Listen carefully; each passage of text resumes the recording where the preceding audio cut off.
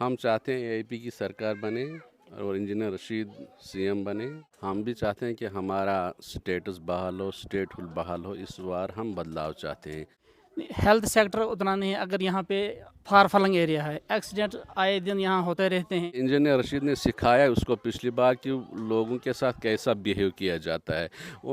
National conference की ये रीत रही है। वो कहते हैं कि हम जिस भी कॉन्स्टिट्यूंसी जिसको भी मैंडेट देंगे वो जीत जाएगा। लेकिन पिछली बार इंजीनियर रशीद ने ऐसा सबक सिखाया कि उसको ऐसा थप्पड़ पड़ा कि वो मतलब मारते दम तक उसके कानों में वो गूंजेगी। वो था कांग्रेस में गुलाम नबी आज़ाद का कद बहुत ऊंचा था। मुझे भी लगता है कि बीजेपी ने उसको पीछे से कुछ पता नहीं क्या साजबाज की, इसलिए चिनाब रीजन में उसका बहुत असर होता था गुलाम नबी आज़ाद का। हाँ, लोग एक तो पीस चाहते हैं, ब्रदरहुड इकट्ठा रहना चाहते हैं, यहाँ की डेवलपमेंट चाहते हैं, एजुकेशन चाहते हैं। जम्मू कश्मीर इलेक्शन कवर करते करते हम किश्तवाड़ के एक गांव में आए। गांव का नाम पहुँचाल है और बिल्कुल 1000 फीट की बुलंदी पर यह गांव वाक़ई है। पीछे आप देख रहे होंगे, पीछे पहाड़ हैं और इस वक्त हम एक गांव के घर में मौजूद हैं। कुछ लोग हमारे साथ यहाँ हैं। हम इनसे जानेंगे कि जम्मू कश्मीर में 10 साल बाद इलेक्शन हो रहे हैं तो लोगों की तवक्कुआत क्या हैं, उम्मीदें क्या हैं, क्या वो बदलाव चाहते हैं, इन पिछले 10 सालों में उन्होंने कैसे ज़िंदगी गुजारी और आने वाली पीढ़ी जो है आगे का भविष्य, आगे का फ्यूचर क्या देखती है। सबसे पहले हमारे दाएं तरफ एक शख्स हैं, उनसे बातचीत करते हैं। क्या नाम है सर आपका? अब्दुल हक। अब्दुल हक जी, ये बताइए, जम्मू कश्मीर में, मैं यूपी से आया हूँ, बनारस में बहुत सारे लोग हमारे वहाँ देखने वाले हैं। लोग जानना चाहते हैं 10 साल बाद इलेक्शन हो रहे हैं यहाँ पे, तो क्या उम्मीदें हैं इस इलेक्शन से आप लोगों को? पहले तो काफ़ी देर बाद अब इलेक्शन हो रहा है। ये लोगों की बदकिस्मती है कि पिछले 10 साल से उनका कोई अपना रिप्रेजेंटेटिव नहीं है। लोगों की बात बिला रिप्रेजेंटेटिव की नहीं पहुंचती है। आगे जो गवर्नमेंट तक कोई भी बात पहुंचानी होगी, जब तक ना कोई लोकल रिप्रेजेंटेटिव होगा वही फिर उसके पास जा सकते हैं। डायरेक्ट यहाँ से हम किसी हायर अथॉरिटी के पास जा नहीं सकते हैं, गवर्नर लेवल के पास वहाँ नहीं जा सकते, क्योंकि आम आदमी को वहाँ आसानी से जाने की इजाज़त नहीं होती है। इसीलिए एक लोकल रिप्रेजेंटेटिव होता है। कोई भी बात हो, कोई मसाइल हो, वो उसके साथ फिर शेयर करते हैं। वो आगे फिर किसी भी वही बात आगे फिर पहुंचाता है। उससे फिर काम लोगों के बनते हैं।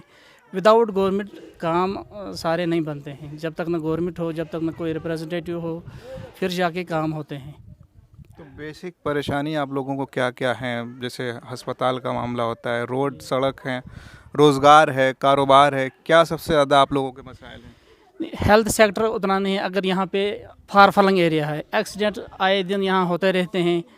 जब भी एक्सीडेंट होता है यहाँ पे उतनी हेल्थ की फैसिलिटी नहीं है कि लोगों को यहाँ पे फर्स्ट एड हो, उतना कि यहाँ पे ट्रीटमेंट होगा। यहाँ तो जम्मू जाना पड़ता है, वो भी 200 से ज़्यादा किलोमीटर है। यहाँ कश्मीर जाना पड़ता है, वो भी 200-250 किलोमीटर है। तो पहले तो हेल्थ सेक्टर होना चाहिए ज़रूरी, ताकि यहाँ पे कुछ भी हादसात होते हैं तो उनको इलाज वक्त पे मिल जाए। अच्छा, एजुकेशन ज़रूरी है। यहाँ पे अच्छे कॉलेजेस होने चाहिए, यूनिवर्सिटी होनी चाहिए, ताकि तालीम जब तक ना हो तब तक आगे इंसान नहीं बढ़ सकता है। तालीम बहुत ज़रूरी है। तो नेशनल कॉन्फ्रेंस की बहुत ज़माने तक यहाँ पे हुकूमत रही, सबसे ज़्यादा जो है जम्मू कश्मीर पर उसी की सरकार रही है। तो अब तक उन लोगों ने ऐसा कुछ यहाँ के लिए खास कर नहीं किया जिससे जो है तालीम के लिए आगे लोगों को बाहर ना जाना पड़े? नहीं, जो पिछली हुकूमत ने क्या किया उस पर मैं ज़्यादा बोलना नहीं चाहूँगा। अभी भी कमी है, बहुत ज़्यादा कमी है, बहुत ज़्यादा कमी है। अभी है ही नहीं, उतनी डेवलपमेंट हुई नहीं अभी यहाँ किश्तवाड़ में। आप खुद देखो, आप इतनी दूर से आए हो, आपने देखा रोडों की अभी उतनी क्या हालत है। रोड भी अभी ठीक नहीं है।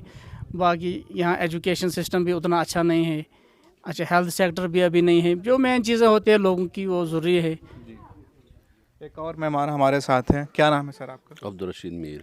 अब्दुल रशीद मीर साहब। मीर साहब, ये बताइए, पिछले दिनों राहुल गांधी यहाँ के दौरे पर थे। उनका एक बयान काफ़ी वायरल चल रहा है कि जम्मू कश्मीर में जैसे ही हमारी सरकार बनेगी, एनसी के साथ उनका अलायंस है, सबसे पहले रियासत का दर्जा बहाल करेंगे। तो आप लोग क्या चाहते हैं?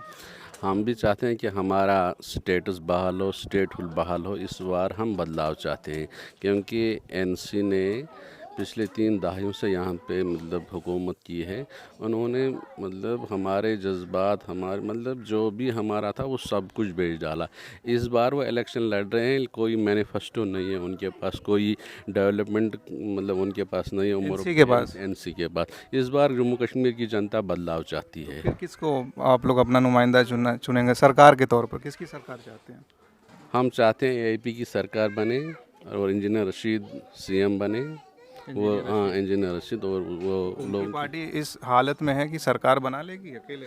नहीं, इस बार पहली बार वो इलेक्शन कंटेस्ट कर रही है। इंशाल्लाह 10-15 मेंबरान इस बार एआईपी के होंगे इंशाल्लाह। मतलब किंग मेकर बन सकते हैं। हाँ, किंग मेकर बन सकते हैं इंजीनियर रशीद, क्योंकि उन्होंने नॉर्थ में पिछले बार 5 लाख वोट लिए हैं नॉर्थ से, लेकिन नॉर्थ में जो कम से कम 18 कॉन्स्टिट्यूंसी आती है उसमें से 16 में से उसने लीड ले ली। इस बार वो पूरे कश्मीर से कंटेस्ट कर रहे हैं। हमारी उम्मीद है कि कम से कम 10-15 एमएलए एआईपी के होंगे, ज़रूर होंगे। उनके ऊपर इल्ज़ाम भी लगता रहा है कि जो है ये सेपरेटिस्ट हैं, अलगाववादी हैं। इल्ज़ाम लगाने वाले लगा रहे हैं, लेकिन जब साबित होगा तो तभी तो वो मुजरिम है। अभी साबित नहीं हुआ। इंशाल्लाह 11 तारीख को वो जेल से इंशाल्लाह छूट रहे हैं। दूसरी तरफ बीजेपी भी है। बीजेपी भी दावा कर रही है कि जो है अच्छी खासी सीटें आएंगी, सरकार उसकी भी बन सकती है। और बीजेपी ये क्लेम करती रही है कि 2014 के बाद से यहाँ पे बहुत सारे डेवलपमेंट हुए हैं, अमन सुकून आया है। तो बीजेपी भी तो दिखा रही है कि यहाँ के लिए हम काम कर रहे हैं। उसके साथ आप लोग नहीं जाएंगे? कश्मीर में बीजेपी का उतना असर रसूख बिल्कुल नहीं है। जम्मू रीजन में होगा, पंजाब पंजाब वैली है, चिनाब वैली रीजन में होगा। कश्मीर में एक भी सीट बीजेपी नहीं ले पाएगी इस बार, एक भी सीट। सरकार बनाने की हालत में नहीं है। नहीं है बिल्कुल। इस बार कांग्रेस, मुझे लगता है कांग्रेस और नेशनल कॉन्फ्रेंस अगर उनका गठजोड़ मतलब ठीक रहा तो वही सरकार बना सकते हैं। राहुल गांधी का क्या असर देखा जा रहा है? क्योंकि काफ़ी वो भी दौरा कर रहे हैं जम्मू कश्मीर का। राहुल गांधी बहुत अच्छे लीडर हैं, लेकिन उनको अभी तक मौका नहीं मिला है अपनी कारकर्दगी दिखाने का। इसलिए हम जम्मू कश्मीर की जनता बदलाव चाहती है। हम इस बार चाहते हैं कि कांग्रेस की हुकूमत बने, ताकि हमारा स्टेटहुड बहाल हो, हमारी डेवलपमेंट हो, जो भी हमारी मतलब मुश्किलात हैं वो सारे दूर हो जाएं। नौजवान पीढ़ियों जो है यहाँ पे बहुत सारे ड्रग्स की लत में हैं। उसके लिए कोई हुकूमत, कोई पार्टी ने अपने मंशूर में ऐसा कुछ जारी किया है? मंशूर तो किसी पार्टी के मंशूर में ड्रग्स के खिलाफ नहीं है। अलबत्ता सभी लोग चाहते हैं कि जम्मू कश्मीर ड्रग्स फ्री हो जाए। इसमें हमारा रोल भी बनता है कि मतलब आम लोग, सोसाइटी, जितने भी यहाँ पे मतलब ये ज़िम्मेदार लोग हैं, उनसे मतलब हमारी रिक्वेस्ट रहेगी कि वो अपनी अपनी जगह पे हर एक को, बच्चे को समझाएं कि ड्रग्स में मुब्तला ना हो, कि उसमें हर एक का रोल बनता है। इसमें ज़रूरी नहीं है कि हुकूमत जो बनेगी वो उसके खिलाफ। उस पर हमें अपने पैरों पे खुद खड़े होना है कि इसकी ड्रग्स के ख़िलाफ़ हमने खुद काम करना है। जब मैं अपने बच्चे को समझाऊँ, मैं इस लत से इससे दूर रखूँ, इसी तरह जो भी होगा अपने बच्चे को समझाए। ये हर एक की जिम्मेदारी बनती है कि वो इससे अपने बच्चों को दूर रखे। अच्छा, एक आखिरी सवाल मैं आपसे लूँगा। उमर अब्दुल्ला ने पिछले दिनों कहा था कि मैं जो इलेक्शन इंतखाबात नहीं लड़ूंगा, लेकिन अब वो 2-2 सीटों पे लड़ रहे हैं। और जब उन्होंने पर्चा नामजदगी दाखिल किया तो उन्होंने अपनी टोपी उतार कर रख दी कि जो है मेरी इज्जत आप लोगों के हाथ में। तो ये इमोशनल कार्ड खेल रहे हैं या इमोशनल कार्ड खेल रहे हैं कि इंजीनियर रशीद ने सिखाया उसको पिछली बार कि लोगों के साथ कैसा बिहेव किया जाता है। नेशनल कॉन्फ्रेंस की ये रीत रही है। वो कहते हैं कि हम जिस भी कॉन्स्टिट्यूंसी जिसको भी मैंडेट देंगे वो जीत जाएगा। लेकिन पिछली बार इंजीनियर रशीद ने ऐसा सबक सिखाया कि उसको ऐसा थप्पड़ पड़ा कि वो मतलब मारते दम तक उसके कानों में वो गूंजेगी वो थप्पड़, कि लोगों के साथ किस तरह बर्ताव करना चाहिए। आज लोग पढ़े लिखे हैं, आज लोग सब जानते हैं। आज ये नहीं देखते हैं कि ये नेशनल कॉन्फ्रेंस हुकूमत है, आज देखते हैं कि हमारे रिप्रेजेंटेटिव मतलब किस तरह का होना चाहिए और कौन करेगा हमारी मतलब अच्छी तरह तर्जुमानी। हम लोग उसी को चुनते हैं। उमर अब्दुल्ला को ये बात भूलनी चाहिए कि मैं जिसको भी मैंडेट दूं लोग उसको वोट देंगे। ऐसी बात नहीं है। ये इस वक्त 21वीं सदी चल रही है कि उसको ये पता होना चाहिए कि इस वक्त पढ़े लिखे लोग हैं, सभी जानते हैं कि सियासत सभी मतलब जानते हैं। आज पॉलिटिक्स बदल रही है कश्मीर में। बिल्कुल बदल रही है। एक और आखिरी सवाल छोटा सा मुझे याद आ रहा है, गुलाम नबी आज़ाद के बारे में, कि जब कांग्रेस के साथ थे तो चनाब रीजन में खासकर उनका ज़्यादा असर होता था। लेकिन अब बहुत सारे लोग इल्ज़ाम लगा रहे हैं कि जो है इन्होंने अपना नाम पीछे करके जिस तरह से वो पीछे हटे हैं, कहीं ना कहीं बीजेपी की ये मदद कर रहे हैं। तो आप लोगों को क्या लगता है? देखिए, जो कांग्रेस में गुलाम नबी आज़ाद का कद बहुत ऊंचा था।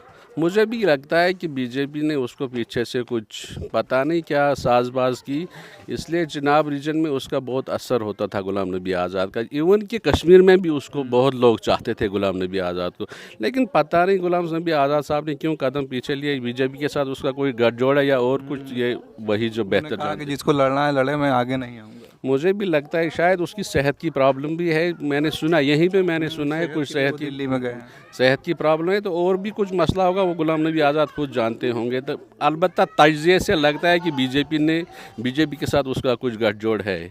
ऐसा लोग भी मान रहे हैं। हाँ, लोग मान रहे हैं। चलिए, हमसे बातचीत करने के लिए बहुत बहुत शुक्रिया। हम किश्तवाड़ के पहुँचाल गांव में थे और जिस तरह से कश्मीर की राजनीति में कुछ और करना चाह रहे हैं। यहाँ लोग एक तो पीस चाहते हैं, ब्रदरहुड इकट्ठा रहना चाहते हैं, यहाँ की डेवलपमेंट चाहते हैं, एजुकेशन चाहते हैं, नई एजुकेशन चाहते हैं, हेल्थ सेक्टर चाहते हैं। मेन चीज़ें लोगों की यही होती है।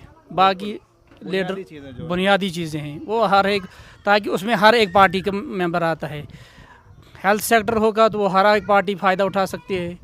एजुकेशन होगी ठीक तो वो हर एक पार्टी का उठा सकता है। और जो भी नेता आए, जो भी लीडर आए, उसको चाहे इन चीज़ों पे ज़्यादा ध्यान दे ताकि सारे लोग इसका फ़ायदा उठाएं। आगे उसको और फिर चांस ज़्यादा बनेगा जीतने के लिए। चलिए, हमसे बातचीत करने के लिए बहुत बहुत शुक्रिया। हम किश्तवाड़ के पहुँचाल गांव में थे और लोगों से हमने बातचीत की। बाकी आप कश्मीर की राजनीति के बारे में, यहाँ के सियासत के बारे में क्या सोचते हैं, कमेंट ज़रूर करें। और जैसे जैसे वक्त पोलिंग का करीब आ रहा है वैसे वैसे सियासी सरगर्मियाँ बढ़ती जा रही हैं।